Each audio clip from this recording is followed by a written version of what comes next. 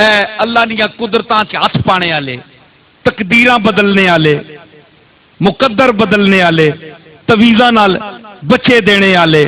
کڑی جمی ہے کڑی پئی ہے تے نڈا کڈنے والے، اللہ نہ واسطہ نے انہاں جعلی تویزاں والے کو بچو، انہاں لٹیریاں کو بچو، انہاں جعلی 2 نمبر پیراں کو بچو، ہے جی جڑے تساں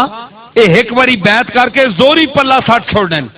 اے جناب اے بیعت ہو ونجو، وہ بیعت تساں نہیں ہونا ہے تے اسی آپ نہ آکھایا،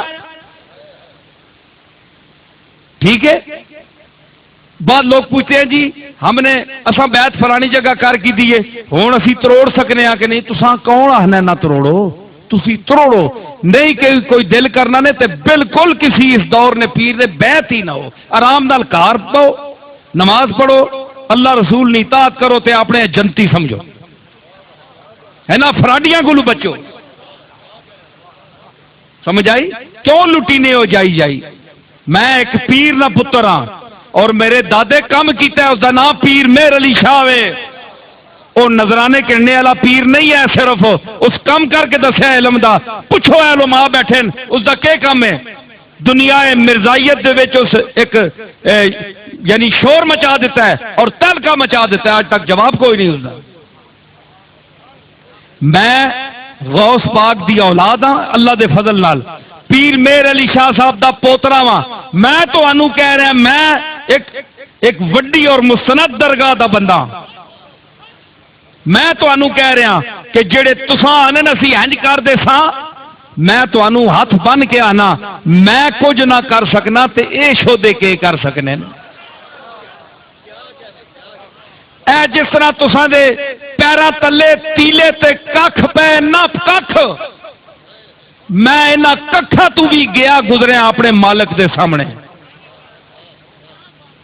سمجھ آئی؟ تے اساں اے دعوے کدے نہیں کیتے، اسی تا عاجز ہاں، تے اتنی بڑی درگاہ دا بندہ ہو کہ میری زبان تے تانوں اعتماد نہیں، اللہ دا واسطہ نے انہاں جعلیاں پیراں کولوں بچو، انہاں جعلی تویزاں والیاں کولوں بچو، انہاں جعلی چرلو مرلو پھیرنے والے کو بچو، اے اخباراں نہیں پڑھنے ہوتے ہو اج اوتھے نے تے ہر بندے پیر بھی نہ سمجھا کرو، جیڑا پیراں دے کار جم پے وہ پیر نہیں ہوندا، اگر اے گل ہویا تے یعقوب دے کار سارے پتر جمنے والے نبی ہونا، یوسف ایک جمیا اور ایک نبی آیا باقی 11 نہیں ہے، اور ہے تو احدا عشرہ کوکبن تارے تک چاند آئی ہے، سمجھ آئی؟ تے جیڑا پیران نے کار جم پے وہ پیر ہونا نہیں، وہ پیر نہیں ہونا، جمنا ہور گل ہے تے ہونا ہور گل ہے۔ جمے عبد المطلب نے سارے جس میں ابو لہب بھی ہے، ابو جہل بھی ہے، عباس بھی ہے، حمزہ بھی ہے، لیکن ہوئے کون؟ عباس تے حمزہ، وہ پتر نہیں ہے۔ صرف گھر میں پیدا ہونے سے آدمی پیر نہیں ہوتا، عالم کے گھر میں پیدا ہر ہونے والا عالم نہیں ہوتا، جس طرح عالم نہیں ہوتا اس طرح پیر نہیں ہوتا۔ مولانا محب النبی صاحب کے صاحبزادے بیٹھے ہیں جو ان کے بیٹے ضرور ہیں لیکن ضروری نہیں کہ علم میں ان کے برابر ہوں، ٹھیک ہے؟ تو اسی طرح